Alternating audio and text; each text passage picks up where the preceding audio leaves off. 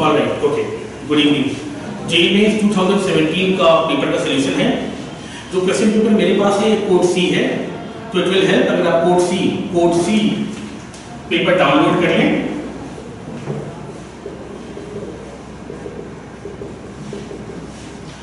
Code सी का paper download कर लें, जिससे आपके पास क्वेश्चन पेपर रहेगा, जैसे मैं सॉल्यूशन बताऊंगा क्वेश्चन देख करके समझते जाइएगा। पहला क्वेश्चन क्वालिटेटिव प्रॉपर्टीज का है, depression of freezing point, del TF is equal to KF into molality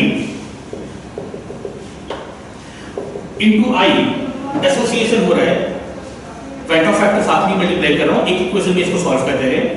delta TF का वैल्यू दिया हुआ है 0.45, KF का वैल्यू दिया है 5.12, मोलैलिटी कैलकुलेट करेंगे। एसिटिक एसिड 0.2 ग्राम है, जिसका मॉलिक्यूलर वेट 60 होता है, इन 20 ग्राम Kg into 1000 into I, ऐसे मोलैलिटी निकालते हैं।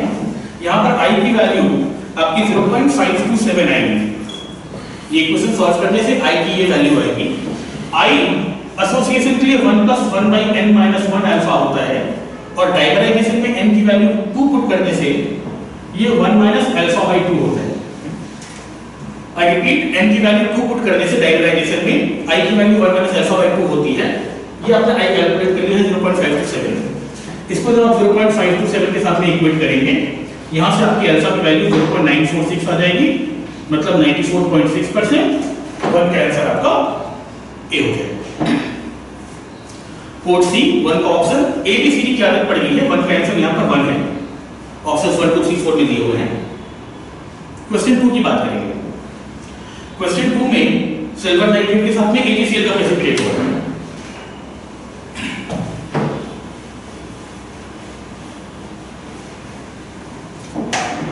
क्वेश्चन 2 में जो आइसोमर आपके पास है वो 100 ml ऑफ 0.1 मोलर है। 100 ml ऑफ 0.1 मोलर आपका 10 मिलीमोल हो जाएगा, which is 0.01 मोल। अब 0.01 मोल से आपके प्रेसिपिटेट कितने आ रहे हैं? इसकी प्रेसिपिटेट आप कह रहे हैं 1.2 into 10⁻22, इसको आप 12 into 10⁻21 ले सकते हैं, और एवोगाड्रो नंबर से डिवाइड करने से नंबर ऑफ मोल्स ये हो जाएगा 2 into 10⁻2 moles of Cl minus precipitate। अब 0.01 मोल आइसोमर से वापस क्वेश्चन पढ़ लीजिएगा एक बार। आपके पास आइसोमर 10 मिलीमोल है, जिसको 0.01 मोल ले सकते हैं। 0.01 मोल से आपके Cl minus precipitate कितने हो रहे हैं? 2 into 10⁻2 moles। तो 1 मोल से आपका 2 मोल Cl minus precipitate हो रहा है। तो आपको वो ऑप्शन टिक करना पड़ेगा जहां पर कोऑर्डिनेशन स्फीयर के पास 2 Cl माइनस है, और कोड सी में क्वेश्चन 2 में इसका भी आंसर 1 ही आता है, क्योंकि ऑप्शन 1 में 2 Cl माइनस कोऑर्डिनेशन स्फीयर के बाहर। बात करते हैं क्वेश्चन 3 की। क्वेश्चन 3 में the interesting part is, question 3 में आप देखिएगा 1 2 3 4 चारों ऑप्शंस में रिंग पर ऑर्थो-पैरा ओरिएंटिंग ग्रुप्स है, और ऑर्थो-पैरा ओरिएंटिंग ग्रुप्स में आपको क्वेश्चन पूछा गया है कि किसका नाइट्रेशन करने पर मेटा में आपको मोनोनाइट्रेशन प्रोडक्ट मिलेगा। इसमें हम ऑप्शन 4 के साथ ही जाएंगे, क्योंकि एनिलीन आप जानते हैं बेसिक होता है, और एसिडिक मीडियम में ये एनिलीन कन्वर्ट होकर के NH3+ बन सकता है। ये ऑर्थो-पैरा ओरिएंटिंग होता है, पर एसिडिक मीडियम में अगर ये NH3+ बन जाता है तो इसका -R इफेक्ट होगा, और आपको पता होगा -R इफेक्ट होने से मेटा ओरिएंटेशन होता है। तो यहाँ पर चारों ऑप्शंस ऑर्थो-पैरा ओरिएंटिंग है, पर ऑप्शन 4 आप टिक करिएगा, क्योंकि एसिडिक मीडियम में एनिलीनियम आयन बन जाता है, इसका -R इफेक्ट होता है। तो 3 का आंसर हम ऑप्शन डी या 4 मार्क करेंगे। क्वेश्चन 4 एक रूटीन स्कूल बोर्ड में हम लोग को पढ़ाया जाता है, स्कूल में पढ़ाया जाता है कॉस्टिक सोडा और कोई भी एल्कली और कोई भी हैलोजन के साथ में, फ्लोरीन के अलावा जनरली कोई हैलोजन एल्कली के साथ में डाइल्यूट एल्कली होने से जैसे यहां पर एनिमेट किया हुआ है, हैलाइड और हाइपोहैलाइड देता है, तो यहां पर Cl- और OCl- बनेगा। और अगर ये कंसंट्रेटेड होता तो Cl- और ClO3- होता। तो ये भी मैं मानता हूं कि जनरली एनसीईआरटी में भी दिया हुआ है, हर स्कूल में पढ़ाते हैं, बोर्ड में, स्कूल में एग्जाम में आता है कि डाइल्यूट एल्कली होने से क्लोराइड और हाइपोक्लोराइड मार्क करना चाहिए, कंसंट्रेटेड होने से क्लोराइड और क्लोरेट मार्क करना चाहिए अगर क्लोरीन है तो। ब्रोमीन होने से ब्रोमाइड हाइपोब्रोमाइड हो जाएगा, आयोडीन होने से आयोडाइड आयोडेट हो जाएगा। क्वेश्चन में आपका कोल्ड एंड डाइल्यूट है, तो क्लोराइड और हाइपोक्लोराइड 4 के लिए आप ऑप्शन डी या 4 मार्क करिए। क्वेश्चन 5 की बात करते हैं। क्वेश्चन 5 में लिथियम और मैग्नीशियम डायगोनल रिलेशनशिप है, इनकरेक्ट स्टेटमेंट पूछा है। जो 4 ऑप्शंस आपको दिए हुए हैं उसमें लिथियम और मैग्नीशियम के नाइट्रेट, मैग्नीशियम ग्रुप 2 का आइडियल मेटल है, ग्रुप 2 के सारे नाइट्रेट्स डिसोसिएट करने से नाइट्रोजन डाइऑक्साइड देते हैं, ऑक्सीजन देते हैं। कार्बोनेट सारे सोल्यूबल होते हैं, ग्रुप 1 और ग्रुप 2 में डिफरेंस है कि ग्रुप 2 में उसको सॉलिड फॉर्म में नहीं रख सकते, ग्रुप 1 में आपके सॉलिड फॉर्म में और सॉल्यूशन दोनों में मिलते हैं। लिथियम नाइट्राइड, मैग्नीशियम नाइट्राइड सब आपको पढ़ा हुआ है, ग्रुप 2 नाइट्राइड्स बनाता है, लिथियम ग्रुप 2 जैसे बिहेव करता है, तो लिथियम इकलौता होता है ग्रुप 1 में जो नाइट्राइड बनाता है, पानी के साथ में अमोनिया बनाता है। तो ऑप्शन 1, 3, 4 बहुत क्लियर ऑप्शंस है। ऑप्शन 2 जो है बेसिक कार्बोनेट वाली बात, लिथियम और मैग्नीशियम बहुत उतने मेटेलिक नहीं होते हैं, लिथियम हाइड्रोक्साइड मैग्नीशियम हाइड्रोक्साइड उतने स्ट्रॉन्ग बेसिस नहीं होते हैं, लिथियम कार्बोनेट और मैग्नीशियम कार्बोनेट का जो सॉल्यूशन होगा वो उतना बेसिक नहीं है। तो आप इसको ऑप्शन 1, 3, 4 रूल आउट करके भी कर सकते हैं, या आप ये भी समझ सकते हैं कि लिथियम मैग्नीशियम उतना बेसिक नहीं है। तो क्वेश्चन 5 में आप एक बार क्वेश्चन पढ़ लीजिएगा, आपको ऑप्शन कोई करेक्ट लगेगा। ग्रुप 2 के सारे नाइट्रेट्स लिथियम ग्रुप 2 जैसा बिहेव करता है, नाइट्रोजन डाइऑक्साइड ऑक्सीजन देंगे, बाइकार्बोनेट सोल्यूबल होते हैं और नाइट्राइड्स बनता है। हम लोग एक्सपेक्ट करते हैं कि मेटेलिक कार्बोनेट्स बेसिक होंगे, पर लिथियम सबसे कम मेटेलिक है ग्रुप 1 में, ग्रुप 2 ग्रुप 1 से कम मेटेलिक है, तो लिथियम हाइड्रोक्साइड बोलिए, मैग्नीशियम हाइड्रोक्साइड बोलिए, कम बेसिक होगा, सॉल्यूशन उतना बेसिक नहीं होगा। आप ऑप्शन 2 मार्क कर दीजिए। क्वेश्चन 6 के लिए, और ये सारे क्वेश्चंस के लिए एनसीईआरटी पढ़ना बहुत जरूरी होता है। या तो आपको मान लीजिए आईक्यू से, एप्टीट्यूड से पता हो कि फ्लोराइड की क्वांटिटी हार्मफुल होती है पानी में, पर अगर आप ऑप्शंस देखेंगे तो फ्लोराइड सबसे कम दिया हुआ है, फ्लोराइड सिर्फ 10 ppm दिया हुआ है, सल्फेट 100 ppm दिया हुआ है, नाइट्रेट 50 ppm दिया हुआ है। अब या तो आप एनसीईआरटी से रेफर करिए या कोई सोर्स से रेफर करिए। जहां तक मुझे याद है एनसीईआरटी में भी दिया हुआ है कि फ्लोराइड 1 ppm से ज्यादा नहीं होना चाहिए, सल्फेट 500 ppm तक भी चलता है, नाइट्रेट 50 ppm तक भी चलता है। तो वापस अगर आप क्वेश्चन 6 देखेंगे वो अलग बात है, क्वेश्चन 6 में फ्लोराइड 10 ppm में दिया हुआ है, फिर भी इसका आंसर F- ही होगा, मतलब ऑप्शन 4 होगा, क्योंकि सल्फेट 500 ppm तक टॉलरेबल होता है और नाइट्रेट 50 ppm तक वाटर को पॉल्यूट नहीं करता। ये वैल्यूज एनसीईआरटी में भी दी हुई है। तो F- वैल्यू सबसे कम है, पर F- वाला ऑप्शन आप टिक करिएगा, which is ऑप्शन डी और 4। क्वेश्चन 7 की बात करते हैं। क्वेश्चन 7 में एक टर्म यूज है हाइड्रोलिसिस। हाइड्रोलिसिस में लिसिस मतलब होता है टूटना, ओजोनोलिसिस मतलब ओजोन डाल के तोड़ते हैं, हाइड्रोलिसिस मतलब पानी डाल के तोड़ते हैं। वापस आप एनसीईआरटी पढ़ें या पॉलीमर्स कोई भी किताब से पढ़ें, जब आप नायलॉन 6 पढ़िएगा, नायलॉन 6 में आप देखिएगा कैप्रोलैक्टम बोल के एक साइक्लिक अमाइड होता है, उसमें पानी डाल के उसको तोड़ते हैं।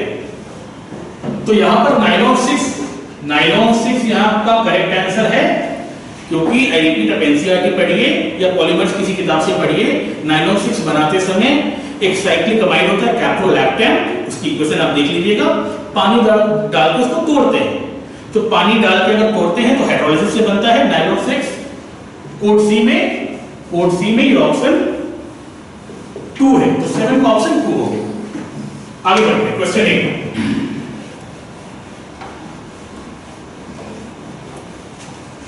क्वेश्चन 8 में टिंडल इफेक्ट की बात की गई है।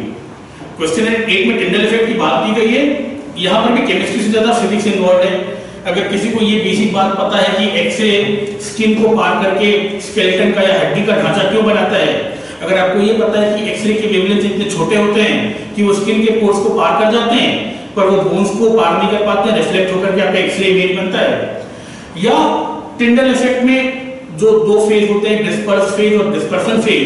देखिए टिंडल इफेक्ट दिखने के लिए वो पार्टिकल्स को लाइट में फ्लोट हो रहा है, वो आपको दिखने के लिए जरूरी है कि जिस लाइट का प्रयोग हो रहा है उसका वेवलेंथ वो पार्टिकल के वेवलेंथ के साइज के अनुरूप हो, क्योंकि अगर पार्टिकल्स की साइज बहुत छोटी हो जाएगी जो सॉल्यूशंस में होती है, प्योर सॉल्यूशंस में हमारे क्या होता है, जब पानी में बिल्कुल डिसॉल्व हो जाता है, डिस्पर्शन मीडियम में पूरा डिसॉल्व हो जाता है, सॉल्यूट जब पूरा डिसॉल्व हो जाता है, पार्टिकल का साइज बहुत छोटा हो जाता है, तो उस लाइट की वेवलेंथ को रिफ्लेक्ट नहीं कर पाता, टिंडल इफेक्ट नहीं कर पाता।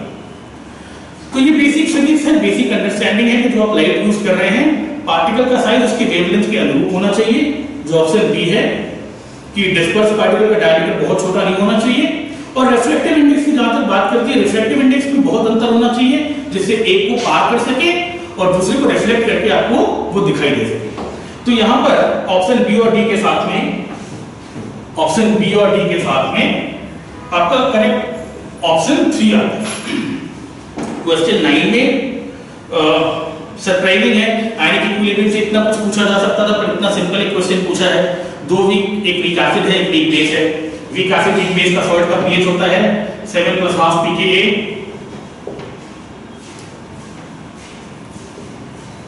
-½ pKb।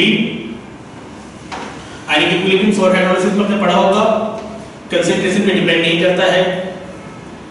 Weak acid weak base के सॉल्ट का हाइड्रोलिसिस पीएच होता है 7 + ½ pKa -½ pKb। अब वैल्यूज पुट करके देखिए 3.2 3.4, इसका आंसर आपका 6.9 आएगा। कोड सी में 9 के लिए 3 करेक्ट होगा। क्वेश्चन 10 में TiBALH, वापस आपको जान के हैरानी होगी, हो सकता है ये रिएजेंट आपको पढ़ा हो या आपने पहली बार देखा हो, एनसीईआरटी में क्लियरली दिया हुआ है।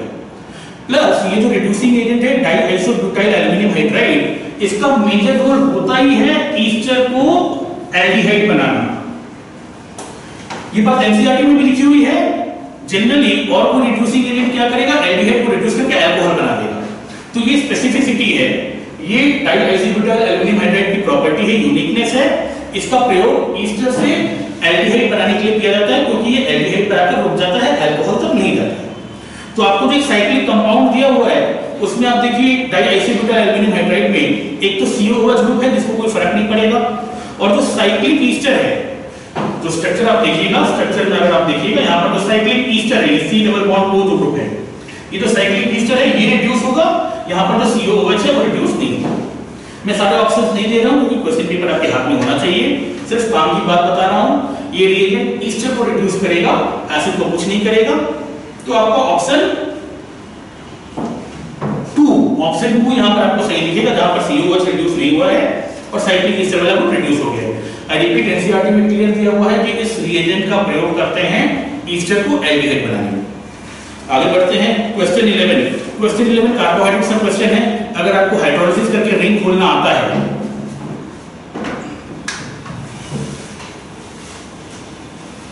क्वेश्चन 11 कार्बोहाइड्रेट का क्वेश्चन है। अगर आप क्वेश्चन 11 में अगर आपको रिंग को हाइड्रोलाइज करके रिंग खोलना आता है, तो आप देखिएगा जो ऑप्शन 2 है, जो ऑप्शन 2 है उसको हाइड्रोलाइज करने से एनोमरिक कार्बन के पास, बिकॉज एक OCOCH3 जैसा ग्रुप है, आपको वहां पर फ्री एल्डिहाइड ग्रुप मिल जाएगा जो रिड्यूसिंग से बना। इसके लिए आप एक बार हाइड्रोलाइज करके कैसे रिंग को खोलते हैं वो थोड़ा सा आप ऐसा कर लीजिएगा, पर 4 ऑप्शन में आपको ऑप्शन 2 ही दिखेगा, जहां पर आपको एक फ्री CHO ग्रुप मिलेगा जो उसको रिड्यूसिंग शुगर बनाएगा। Question 12 is very interesting, this is very interesting. मेरे को क्वेश्चन पेपर में ये क्वेश्चन काफी अच्छा लगा, क्योंकि इस क्वेश्चन में यहाँ पर एक कीटोनिक ग्रुप है और यहाँ पर एक CHO ग्रुप है, और ग्रिग्नार्ड के थ्रू आप इसको एक 3D अल्कोहल बना रहे हैं और यहाँ पर भी एक 3D अल्कोहल बना रहे हैं। तो ये क्वेश्चन काफी यूनिक है, इसमें थोड़ा सोचने की जरूरत है। अगर आप एल्डिहाइड से 3D अल्कोहल बनाने जाएंगे, आप एल्डिहाइड में अगर आप ग्रिग्नार्ड रिएजेंट डालेंगे, आपको पता होगा एल्डिहाइड ग्रिग्नार्ड रिएजेंट का 1 मोल के साथ में 1 डिग्री अल्कोहल होता है, कीटोन 2 डिग्री अल्कोहल देता है, कीटोन 3 डिग्री अल्कोहल देता है, सॉरी। तो कीटोन से तो 3 डिग्री अल्कोहल मिल जाएगा, पर एल्डिहाइड से आपको 3 डिग्री अल्कोहल नहीं मिलेगा। तो अगर आप सारे ऑप्शंस को देखिए तो यहाँ पर ऑप्शन 2 जो है, ऑप्शन 2, इसमें सबसे पहले टॉलेंस रिएजेंट का प्रयोग किया गया है। सबसे पहले टॉलेंस रिएजेंट का प्रयोग किया गया है क्योंकि वो एल्डिहाइड को ऑक्सीडाइज करके एसिड बना देगा। उसके बाद CH3OH का प्रयोग किया गया है जो उस एसिड को ईस्टर बना देगा, और ईस्टर के ऊपर में ग्रिग्नार्ड रिएजेंट डालने से आप 3D अल्कोहल बना सकते हैं। मैं वापस एक बार रिपीट करता हूं, ये क्वेश्चन मुझे इंटरेस्टिंग लगा क्योंकि इसमें एक सीक्वेंस की बात कही गई है, और जब आप एल्डिहाइड से 3D अल्कोहल बनाने जाएंगे तो आपको ईस्टर के थ्रू ही जाना पड़ेगा, क्योंकि एल्डिहाइड ग्रिग्नार्ड के साथ में आपको 1 डिग्री अल्कोहल या 2 डिग्री अल्कोहल देगा, माफ करिएगा, फॉर्मल्डिहाइड 1 डिग्री देता है और एल्डिहाइड 2 डिग्री देता है। आपको 3 डिग्री अल्कोहल चाहिए, तो पहले आप इसको एसिड बना लें, एसिड से आपको ईस्टर बना लें, टॉलेंस रिएजेंट इसको ऑक्सीडाइज करके एसिड बना देगा। COH बन जाएगा, यहाँ से ईस्टर बना ले, और ईस्टर और ग्रिग्नार्ड का रिएक्शन आप पढ़िएगा, ईस्टर से आप 3D अल्कोहल बना सकते हैं, और कोई सीक्वेंस काम नहीं करेगा क्योंकि आपको पहले इसको एसिड फिर ईस्टर और फिर ईस्टर से आपको 3D अल्कोहल बनाना पड़ेगा। आगे बढ़ते हैं, क्वेश्चन 13 की बात करते हैं। नाउ क्वेश्चन 13 में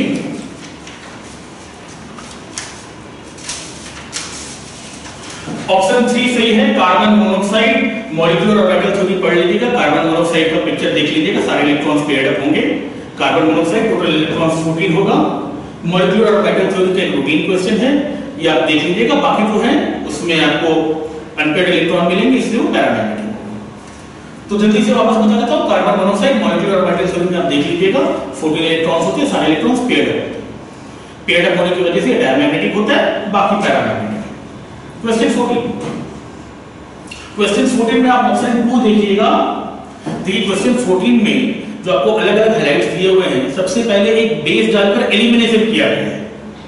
मेरी बात ध्यान से सुनिएगा, क्वेश्चन 14 पढ़िएगा। आप चारों ऑप्शंस देखिए, हाइलाइट दिया हुआ है, एक बेस डाल करके एलिमिनेशन करने की कोशिश की जाएगी। एलिमिनेशन से जो एल्कीन बनेगा, जो डबल बॉन्ड आएगा, वो ब्रोमीन वाटर को डिकलराइज करेगा। और आप जब 14 ऑप्शन 2 देखिएगा, ध्यान से सुनिए, क्वेश्चन 14 का ऑप्शन 2 आप देखिएगा तो वो कंपाउंड में आपका एलिमिनेशन नहीं हो सकता, वहां पर आपको अल्फा हाइड्रोजन नहीं मिलेगा। क्वेश्चन 14 का ऑप्शन 2 में आपको अल्फा हाइड्रोजन नहीं मिलेगा, यहां पर एलिमिनेशन नहीं हो सकता, एलिमिनेशन नहीं हो सकता, डबल बॉन्ड नहीं आएगा, तो ब्रोमीन वाटर डिकलराइज नहीं होगा। बाकी ऑप्शंस में आपको अल्फा हाइड्रोजन मिल जाएगा, डबल बॉन्ड आ जाएगा। मेरी बात वापस सुनिएगा, यहां पर आपको डबल बॉन्ड नहीं मिलेगा क्योंकि अल्फा हाइड्रोजन नहीं है कंपाउंड 2 में। क्वेश्चन 15 तो एक बिल्कुल ही रूटीन बेसिक क्वेश्चन है। मेरे को लगता है क्लास 9-10 का स्टूडेंट जो थोड़ा बहुत ऑक्सीडेशन नंबर जानता है वो भी इसको सॉल्व कर सकता है। हैरानी की बात है ऐसी क्वेश्चन देख करके जेईई में XeF4 से जब XeF6 होता है, XeF4 से XeF6 होता है तो ये ऑक्सीडेशन नंबर +4 से +6 होता है। ऑक्सीडेशन नंबर चेंज हो रहा है, ये ऑक्सीडाइज हो रहा है, मतलब ये रिडॉक्स। तो एक सिंपल सा क्वेश्चन है, ऑक्सीडेशन नंबर चेंज से CC में हो रहा है। मेरे को लगता है बाकी ऑप्शंस देखिएगा, सब में ज़ेनॉन का ऑक्सीडेशन नंबर अनचेंज्ड है, +6 का +6 ही रहता है। सिर्फ इसमें which is option 2 code C में क्वेश्चन 15 में ऑप्शन 2 में ऑक्सीडेशन नंबर चेंज हो रहा है, तो इसको रिडॉक्स बोलिए। क्वेश्चन 16 अभी थर्मोडायनामिक्स से काफी सारी चीजें पूछी जा सकती थी। एक बहुत ही सिंपल एक क्वेश्चन पूछा गया है, फर्स्ट लॉ ऑफ थर्मोडायनामिक्स। आप लिखते हैं डेल्टा U इक्वल टू, आप लिखते हैं delta Q equal to delta U plus work done. यहाँ पर delta U will be equal to adiabatic work, क्योंकि एडियाबैटिक में आपका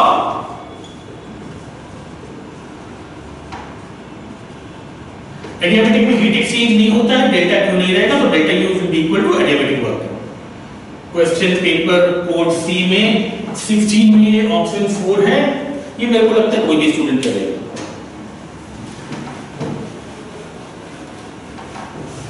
क्वेश्चन 17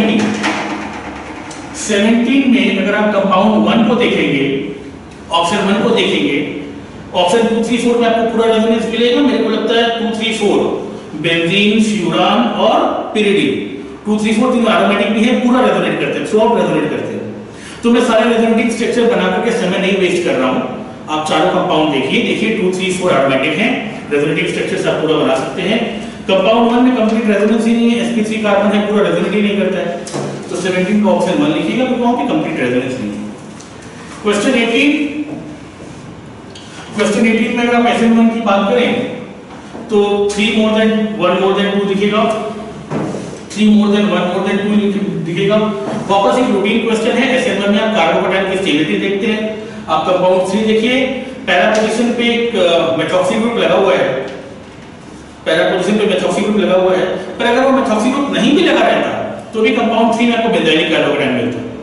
तो कंपाउंड 3 में SN होने के चांसेस सबसे ज्यादा हैं, बेंजाइलिक कार्बोकेटाइन 2 डिग्री से ज्यादा स्टेबल होगा तो 1 डिग्री से ज्यादा स्टेबल। तो बहुत ही आसान सा क्वेश्चन है, पेपर कोड सी में इसका आंसर 3 होना चाहिए। क्वेश्चन 19 में आप ऐसा एक इक्वेशन लिखिए, M2CO3 कार्बोनेट में एसिड डाल रहे हैं, कार्बन डाइऑक्साइड निकलता है, बचपन से पढ़ते हैं। किसी भी कार्बोनेट बाइकार्बोनेट में एसिड डालने से कार्बन डाइऑक्साइड निकलता है, बहुत बेसिक स्टोइचियोमेट्रिक क्वेश्चन है। 0.01186 मोल अगर आपके 1 ग्राम से आते हैं तो आपको देखना है कि 1 मोल कितने ग्राम से आता है, और यूनिटरी मेथड सॉल्व करके देखिए, ये आपका 84.3 ग्राम है। इतने मोल्स अगर 1 ग्राम से आते हैं तो 1 मोल आपका 1/0.0118 ग्राम से आएगा। कोड सी में क्वेश्चन 19 का ऑप्शन 3 है। क्वेश्चन 20 की बात करते हैं। क्वेश्चन 20 में कैल्शियम क्लोराइड का सॉल्यूशन X के साथ में रिएक्ट करता है और दो चीजें होती हैं, एक व्हाइट प्रेसिपिटेट होता है जो KMnO4 के साथ में रिएक्ट करता है। ये भी स्वॉट एनालिसिस का जनरल डिस्कशन है, क्योंकि स्वॉट एनालिसिस में जब हम लोग कैल्शियम के साथ में व्हाइट प्रेसिपिटेट बनाते हैं वो जनरली कैल्शियम कार्बोनेट का होता है या कैल्शियम ऑक्सलेट का होता है। और कार्बोनेट और ऑक्सलेट को डिफरेंशिएट करने के लिए हम ऐसा करते हैं, क्योंकि कार्बोनेट में ये हाईएस्ट ऑक्सीडेशन स्टेट में होता है और ऑक्सलेट में ये +3 होता है। तो आपने पढ़ा होगा कि कार्बोनेट ऑक्सलेट दोनों व्हाइट दिखते हैं, पर यहां पर ये +3 है तो ये रिड्यूसिंग है, कार्बोनेट रिड्यूसिंग नहीं हो सकता। तो ये बेसिकली ऑक्सलेट कार्बोनेट का टेस्ट है। ऑक्सलेट कार्बोनेट को डिफरेंशिएट करते हैं, दोनों ही व्हाइट प्रेसिपिटेट होते हैं, पर ऑक्सलेट रिड्यूसिंग होता है और KMnO4 को डिकलराइज कर देता है। ऐसे भी KMnO4 को डिकलराइज कर देता है, आपको पता है KMnO4 ऑक्सीडाइजिंग एजेंट है, तो यहां पर रिड्यूसिंग प्रॉपर्टी की बात की गई है। क्वेश्चन 20 में आप ऑप्शन 1 मार्क करिएगा, सोडियम ऑक्सलेट, बिकॉज़ ऑक्सलेट यहां पर रिड्यूसिंग एजेंट है। आगे बढ़ते हैं 21 में एक बचकाना सवाल है। आप क्वेश्चन 21 पढ़िए। मेरे को लगता है क्वेश्चन 21 जैसे क्वेश्चन सॉल्व करने के लिए आपको पेन उठाने की भी जरूरत नहीं पड़ेगी। आपको कहा गया है पर्सन जिसका वेट 75 किलोग्राम है, 75 kg है, और उसमें हाइड्रोजन 10% है। तो अगर टोटल बॉडी वेट 75 kg है तो हाइड्रोजन 10% मतलब 7.5 किलो हुआ। अब 7.5 किलो हाइड्रोजन अगर वो H11 है और उसको रिप्लेस करके H12 कर दिए हैं, ड्यूटेरियम है, ये चीज है। 75 kg का 10% 7.5 किलो हाइड्रोजन है। प्रोटीन को कन्वर्ट करके आप ड्यूटेरियम कर देते हैं, जिसका मास 1 था वो 2 हो जाता है, तो 7.5 kg से वो 15 kg हो जाएगा। जो पहले 7.5 kg था उतने न्यूक्लियस यहाँ पर 15 kg हो जाएंगे। अब यहाँ पर एक बहुत स्टूपिड मिस्टेक हो सकता है। मैंने भी एक स्टूडेंट से बात की, कभी-कभी एग्जाम प्रेशर में आप क्या करते हैं 7.5 kg 15 kg आपको समझ में आ जाता है, बहुत सिंपल क्वेश्चन है, 75 किलो का 10% निकालना है, उसको डबल करना है, और आप ऑप्शन 15 kg स्टिक करते हैं। ना यहीं पर आपको थोड़ा केयरफुल रहना है। क्वेश्चन ध्यान से पढ़िए। क्वेश्चन में बोलता है मास कितना इंक्रीज हुआ है, गेन इन मास। वापस बोलता हूं 75 kg का 10% 7.5 किलो उसमें हाइड्रोजन है, उसको जब आप ड्यूटेरियम में कन्वर्ट करिएगा 7.5 से 15 होगा, but increase in mass will be 7.5 kg होगा। तो 7.5 kg will be the right answer, option 4। आगे बढ़ते हैं क्वेश्चन 22।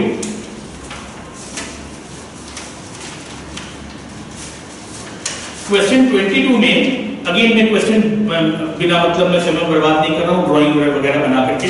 फिर आप क्वेश्चन 22 देखिए, आपको एक 2 डिग्री हाइलाइट दिया है, बेंजीन रिंग है, वो सब अलग बात है, और आपको बेस दिया tertiary butoxide. Tertiary butoxide strong base भी है और टर्शियरी ब्यूटॉक्साइड एक हिंडर्ड बेस है। 2 डिग्री हाइलाइट में अगर आप स्टेरिकली हिंडर्ड बेस का प्रयोग करेंगे तो हमेशा एलिमिनेशन रिएक्शन होगा। Tertiary butoxide 2 degree highlight elimination होगा, आपको वो ऑप्शन टिक करना है जहां पर एलिमिनेशन हुआ है, एल्कीन बनाएंगे। और एल्कीन आप क्वेश्चन देखिए कोड सी में question 22 option 3 sterically hindered base है, बल्कि बेस है, वो न्यूक्लियोफाइल जैसा काम नहीं करेगा, सब्स्टिट्यूशन नहीं होगा, हाइड्रोजन लेकर चला जाएगा। आपने पढ़ा है 3 डिग्री माफ करिएगा, बल्कि base sterically hindered base elimination करता है, तो वो ऑप्शन टिक करिए जहां पर एलिमिनेशन होगा। बाकी ऑप्शंस में रेसमेंटेशन की बात से थोड़ा कंफ्यूज करने की चेष्टा की गई है कि आप इसमें SN1 के बारे में सोचें, SN2 के बारे में सोचें, ऑप्टिकल आइसोमरिज्म भी दिया हुआ है, प्लस माइनस दिया हुआ है। कोई अगर SN1 सोचता है तो रेसमेंटेशन के बारे में सोच सकता है, पर वो कंफ्यूजन नहीं होना चाहिए। अगर टर्शियरी ब्यूटॉक्साइड है, 2 डिग्री हाइलाइट है, एलिमिनेशन करिए, एल्कीन लिखिए। 22 पेपर कोड सी में आंसर 3। 23 भी बहुत ही सिंपल रूटीन थर्मोकेमिस्ट्री का क्वेश्चन है। मैं इक्वेशन लिख करके समय बर्बाद नहीं कर रहा हूं, आप इक्वेशन 1 2 3 ध्यान से देखिए। जब आप इक्वेशन 1 2 3 ध्यान से देखिएगा तो जो फाइनल इक्वेशन आपको लिखना है, फाइनल इक्वेशन है कार्बन ग्रेफाइट हाइड्रोजन के साथ में मीथेन बना रहा है। मेरी बात ध्यान से सुनिए, आप इक्वेशन 1 2 3 बहुत ध्यान से देखिए। आपको लगेगा कि आपको इक्वेशन 2 को 2 से मल्टीप्लाई करना होगा। जो दूसरा वाला इक्वेशन है H2 + ½ O2 becoming H2O liquid, उसको आप 2 से मल्टीप्लाई करिए और आप तीनों इक्वेशन को जोड़ दीजिए। I repeat question 23 code C thermochemistry का रूटीन क्वेश्चन है। आप इक्वेशन 2 को 2 से मल्टीप्लाई करिए, तीनों इक्वेशन जोड़ दीजिए और तीनों इक्वेशन जोड़ने से आपका डेल्टा एच का वैल्यू आएगा -393.5 प्लस 2 टाइम्स -285.8 प्लस 890.3। इक्वेशन 1 लिया, उसका डेल्टा एच लिया, इक्वेशन 2 को 2 से मल्टीप्लाई करके उसका डेल्टा एच लिया, इक्वेशन 3 को ऐड किया और आपका फाइनल इक्वेशन आ जाएगा। इसका डेल्टा एच का वैल्यू आपको -74.8 मिलेगा। ऑप्शन 4 है ये। आगे बढ़ते हैं, क्वेश्चन 24 की बात करते हैं। क्वेश्चन 24 की बहुत रूटीन केमिस्ट्री है। ये बातें शायद आप क्लास 11 से पहले से जानते हैं, सेकेंडरी क्लासेस से आप जानते हैं कि सोडियम ऑक्साइड या मेटेलिक ऑक्साइड बेसिक होता है, carbon dioxide non metallic oxide acidic होता है। तो जब जिंक ऑक्साइड Na2O के साथ में रिएक्ट करता है जो बेसिक है, तो ये एसिडिक बिहेव कर रहा है, और जब ये जिंक ऑक्साइड कार्बन डाइऑक्साइड के साथ में रिएक्ट करता है तो एसिडिक है, तो यहाँ पर बेसिक बिहेव करता है। क्वेश्चन 24 की बात कर रहा हूँ। मेटलिक ऑक्साइड बेसिक है तो यहाँ जिंक ऑक्साइड एसिडिक है, ये एसिडिक है तो यहाँ पर बेसिक है। आपको वो ऑक्साइड टिक करना है जहाँ पर पहले जिंक को एसिडिक और बाद में जिंक ऑक्साइड को बेसिक कहा है। इस पेपर में पेपर कोड सी में 24 का आंसर 1 राइट होगा। 25 में बहुत सारे पैरामीटर्स दिए हैं, प्लैंक्स कांस्टेंट दिया है, mass of electron, charge of electron दिया है। अब एक इंटेलिजेंट स्टूडेंट, एक अच्छा स्टूडेंट जानता है कि रेडियस कैलकुलेशन के लिए फॉर्मूला होता है R = 0.529 into n square by z angstrom में। अगर आप n1 लेते हैं, z1 लेते हैं, हाइड्रोजन के पहले ऑर्बिट की जब रेडियस आप निकालते हैं, atomic number 1, n is the number of orbit, z is the atomic number, तो ये टेम्पलेट आपको याद रहता है। अलग-अलग ऑर्बिट के लिए आप क्या करते हैं, अलग-अलग n का वैल्यू लिखते हैं, अलग-अलग एलिमेंट के लिए आप अलग-अलग एटॉमिक नंबर लिखते हैं। तो इतने डेटा की आपको जरूरत नहीं है, आप सिंपल ये फॉर्मूला यूज करिए। और हाइड्रोजन एटॉम है Z1 ही होगा, सेकंड ऑर्बिट के लिए आप n को 2 लेंगे, 0.529 into 4, 2 का स्क्वायर, और ये वैल्यू आपको 2.12 2.13 के आसपास मिलेगी। ऑप्शन 1 राइट होगा। आई रिपीट, इतने सारे डेटा को यूज करने की जरूरत नहीं है। अच्छे स्टूडेंट को R = 0.529 into n square by z angstrom, V = 2.18 into 10 to the power 8 into z by n centimeter per second और energy -13.6 into z square by n square electron volt याद रहता है। तो ये जनरली याद रहता है। n का वैल्यू पुट करिए, सेकंड ऑर्बिट का रेडियस निकालिए। पेपर कोड सी में ऑप्शन 1 राइट होगा। 26 के लिए दो इक्वेशन लिखने। 26 ध्यान से पढ़िए। दो रिएक्शन के लिए अलग-अलग k का वैल्यू लिखा हुआ है, रिएक्शन का नाम है R1 R2। आप एक इक्वेशन लिखिए, नेचुरल लॉगरिथम में लिखते हैं, log k1 = log a minus Ea1 by RT, log k2 = log a minus Ea2 by RT। इसको इक्वेशन 1 ले लीजिए, इसको इक्वेशन 2 ले लीजिए। अगर आपको log k2 by k1 निकालना है तो आपको 2 - 1 करना पड़ेगा।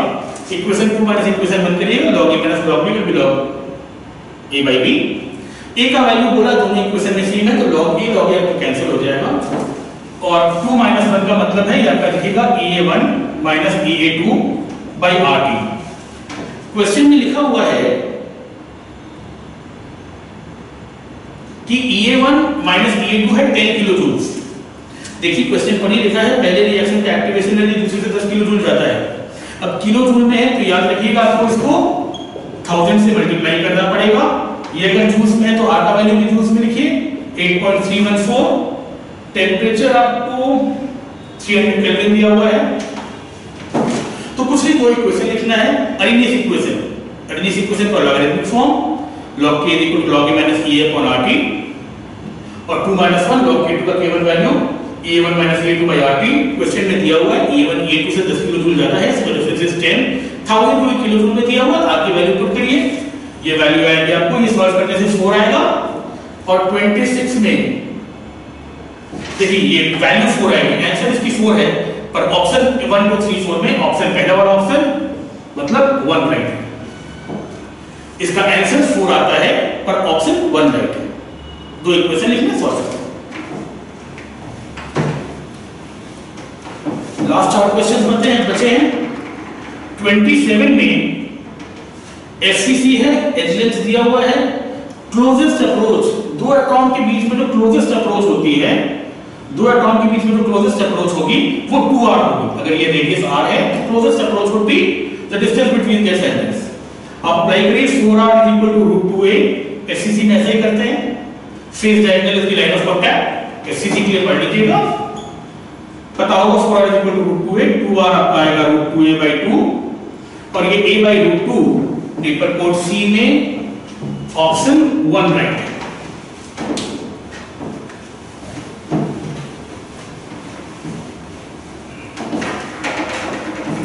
तो सदियों पुराना, वर्षों पुराना क्वेश्चन है, वापस हैरानी होती है, ऐसा क्वेश्चन अभी भी एग्जाम में आता है। आइसोइलेक्ट्रॉनिक का मतलब सेम नंबर ऑफ इलेक्ट्रॉन्स, 28 में O2 F Na Mg+2, 8 तो 10, 9 10, 11 में से 1 निकालिए, 12 में से 2 निकालिए, सब में 10 इलेक्ट्रॉन है। मेरे को लगता है ऐसे क्वेश्चंस के लिए आपको किसी की मदद की जरूरत नहीं है। ये तो सेट है आइसोइलेक्ट्रॉनिक स्पीशीज का, ये पेपर कोड C में ऑप्शन 2 राइट होगा। 29 30 लास्ट दो प्रॉब्लम्स हैं। 29 में देखिए स्ट्रॉन्गेस्ट रिड्यूसिंग एजेंट वो होता है, स्ट्रॉन्गेस्ट रिड्यूसिंग एजेंट वो होता है जो खुद ऑक्सीडाइज होता है। स्ट्रॉन्गेस्ट रिड्यूसिंग एजेंट वो होगा जो खुद ऑक्सीडाइज होगा, और खुद ऑक्सीडाइज वो होगा जिसका ऑक्सीडेशन पोटेंशियल सबसे ज्यादा होगा। वापस बताता हूं, सबसे स्ट्रॉन्ग रिड्यूसिंग एजेंट वो होगा जो खुद ऑक्सीडाइज होगा, खुद ऑक्सीडाइज वो होगा जिसका ऑक्सीडेशन पोटेंशियल सबसे ज्यादा है। तो चारों ऑप्शंस में आपको वो चूज करना है जिसका ऑक्सीडेशन पोटेंशियल सबसे ज्यादा है। क्वेश्चन पढ़िएगा ध्यान से, चारों वैल्यूज आपको रिडक्शन पोटेंशियल की दी हुई है। ऑक्सीडेशन पोटेंशियल सबसे ज्यादा मतलब रिडक्शन पोटेंशियल सबसे कम होना चाहिए। आप चारों में देखिए सबसे कम रिडक्शन पोटेंशियल आपको क्रोमियम के सिस्टम का मिलेगा, -0.74। मैं एक बार जल्दी से वापस बता देता हूं। स्ट्रॉन्गेस्ट रिड्यूसिंग एजेंट मतलब सबसे स्ट्रॉन्गेस्ट रिड्यूसिंग एजेंट मतलब खुद ऑक्सीडाइज होगा, उसका ऑक्सीडेशन पोटेंशियल सबसे ज्यादा होना चाहिए। ऑक्सीडेशन पोटेंशियल मैक्सिमम मतलब रिडक्शन पोटेंशियल सबसे कम होनी चाहिए। और जो चारों रिडक्शन पोटेंशियल की वैल्यूज आपको दी हुई है उसमें क्रोमियम वाला वैल्यू सबसे कम है -0.74। तो इसके लिए भी आपको पेन उठाने की जरूरत नहीं है सॉल्व करने के लिए। चारों वैल्यूज देखिए, फर्स्ट प्रिंसिपल से याद रखिए। ऑप्शन 2 आपको दिखेगा क्रोमियम वाला स्ट्रॉन्गेस्ट रिड्यूसिंग एजेंट। 13 आखिरी question, peroxide effect, anti Markovnikov rule, 3 methyl 2 pentene. बिल्कुल आराम से 3 मिथाइल 2 पेंटीन बनाइए। 1 2 3 4 5, यहां पर एक मिथाइल का ग्रुप है, यहां पर डबल बॉन्ड है, 3 methyl 2 pentene.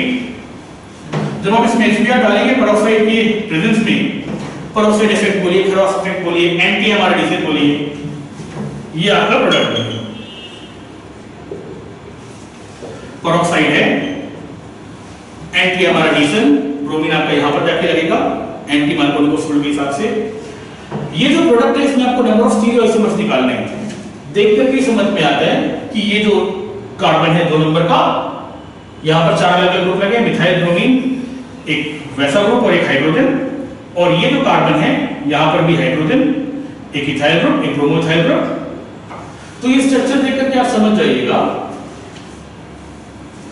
3 methyl 2 pentene, HBr addition, anti एमआरडीएस करिए, ये आपका प्रोडक्ट बनेगा।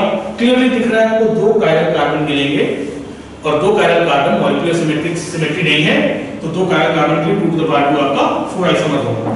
तो आंसर 4 है और ऑप्शन 1 इसका करेक्ट आंसर। तो मोरलेस आसान क्वेश्चन पेपर था, एनसीईआरटी से काफी हद तक संबंधित था, कोई भी नया क्वेश्चन नहीं दिखा, एक तो इंफॉर्मेशन बेस्ड क्वेश्चन थे। अगर आपको ये वीडियो अच्छा लगे तो कमेंट करिएगा, और अगर इससे रिलेटेड और कोई क्वेश्चन अगर आपको होगा तो आप यहाँ पर पोस्ट कर सकते हैं।